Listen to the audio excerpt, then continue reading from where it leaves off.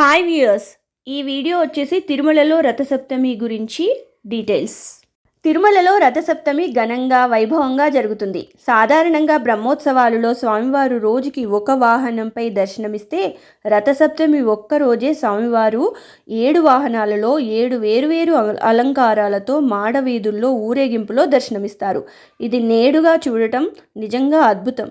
రథసప్తమి వాహనాలు ఫస్ట్ సూర్యప్రభ వాహనంతో మొదలై మార్నింగ్ 5:30కి మొదలై సెకండ్ చిన్నశేష వాహనము, గరుడ వాహనము, హనుమంత వాహనము, మధ్యాహ్నం చక్ర స్నానము, నెక్స్ట్ కల్పవృక్ష వాహనము, సర్వభూపాల వాహనము, లాస్ట్ నైట్ చంద్రప్రభ వాహనంతో స్వామివారి రథసప్తమి వేడుకలు ముగుస్తాయి. అంగరంగ వైభవంగా జరిగే ఈ రథసప్తమి వేడుకల్ని మినీ బ్రహ్మోత్సవాలు అని కూడా పిలుస్తారు. ఈ స్పెషల్ డే కారణంగా ఆలయంలో ఆ రోజు కళ్యాణోత్సవం, ఉంజల్ సేవ, ఆర్జిత బ్రహ్మోత్సవాలు, సహస్ర దీపాలంకరణ వంటి ఆర్జిత సేవలు ఉండవు.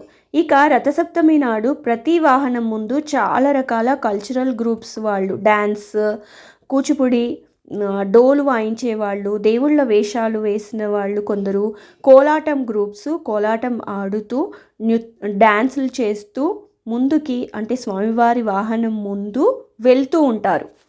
గ్రూప్స్లో ఊరేగింపులో పార్టిసిపేట్ చేయడానికి గ్రూప్ టీచర్ ఆర్ మాస్టర్ టీటీడీకి మనీ పే చేసి పర్మిషన్ తీసుకుంటారు. ఆ మనీ ఇండివిజువల్గా మాస్టర్కి మనం ఇండివిజువల్గా పే చేయాలి.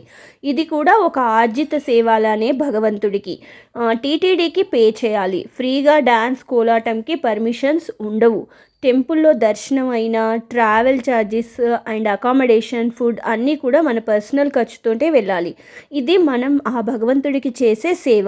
ఇలా డబ్బు ఖర్చు పెట్టినా ఆ భగవంతుడు కలియుగ దైవం శ్రీ వెంకటేశ్వర స్వామిని అలా ఉత్సవంలో చూడటం చాలా బాగుంటుంది. శ్రీ వెంకటేశ్వర స్వామి వాహనంపై ఆసీనులయ్యాక వాహనం పల్లకీని మనుషులు మోస్తారు.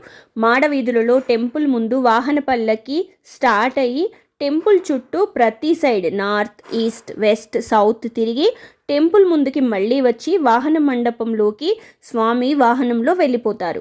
అలా మాడవీధుల్లో ప్రతి దిక్కులో రథంని కాసేపు ఆపి స్వామికి మంగళహారతి ఇస్తారు. స్వామి వాహనం ముందు ఫస్ట్ తెల్లటి గుర్రాలు, 2 పెద్ద ఎద్దులు, పెద్ద ఏనుగులు కూడా వెళ్తాయి. అలా శ్రీవారి రథం, స్వామివారి అలంకరణ, టెంపుల్ ప్రిమిసెస్ డెకరేషన్ చాలా వైభవంగా ఉంటుంది. డైరెక్ట్గా చూస్తూ ఉంటే అందంగా, ఆనందంగా కూడా ఉంటుంది. ఈ ఉత్సవంలో డైరెక్ట్గా పాల్గొనలేకపోతే గ్యాలరీస్లో కూర్చొని హాయిగా స్వామివారు అన్ని మాడవీధుల్లో తిరిగేటప్పుడు చూస్తూ కూడా హ్యాపీ అవ్వచ్చు.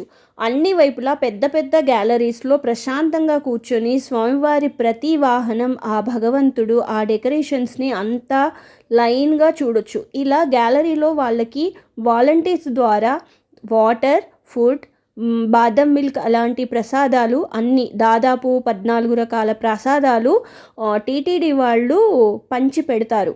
సో గ్యాలరీలో కూర్చొని కూడా ఆ రకరకాల ప్రసాదాలు టైంకి తింటూ ఎర్లీ మార్నింగ్ 5:30 నుండి నైట్ 9 వరకు 7 రకాల వాహనాలలో స్వామిని 7 రకాల అలంకారాలతో దర్శించుకొని కూడా తరించిపోవచ్చు. ఇలా తిరుమల కొండపైన రథసప్తమి రోజు సప్తవాహన సేవ శ్రీ వెంకటేశ్వర స్వామికి గ్రాండ్గా జరుగుతుంది. సేమ్ ఇలానే తిరుపతి గోవిందరాజస్వామి టెంపుల్లో స్వామివారికి, తిరుచానూరు అమ్మవారి టెంపుల్లో పద్మావతి దేవి అమ్మవారికి కూడా వాహన సేవలు మార్నింగ్ నుండి నైట్ వరకు జరుగుతాయి. తిరుచానూరులో అమ్మవారికి వాహన సేవలు మార్నింగ్ సూర్యప్రభ వాహనంతో మొదలై హంసవాహనము, అశ్వవాహనము, గరుడ వాహనము, చిన్నశేష వాహనము, చంద్రప్రభ వాహనము, లాస్ట్ నైట్ గజవాహనంతో ముగుస్తుంది. తిరుపతి శ్రీ గోవిందరాజస్వామి టెంపుల్లో స్వామివారికి రథసప్తమి వాహనాలు మార్నింగ్ సూర్యప్రభ వాహనంతో మొదలై హంసవాహనము, హనుమంత వాహనము, పెద్దశేష వాహనము, ముత్యపు పందిరి వాహనము, సర్వభూపాల వాహనము, నైట్ గరుడ వాహనంతో ముగుస్తుంది. ఇవండి తిరుమల తిరుపతి రథసప్తమి రోజు వేడుకల గురించి నాకు తెలిసిన విషయాలు. Thank you.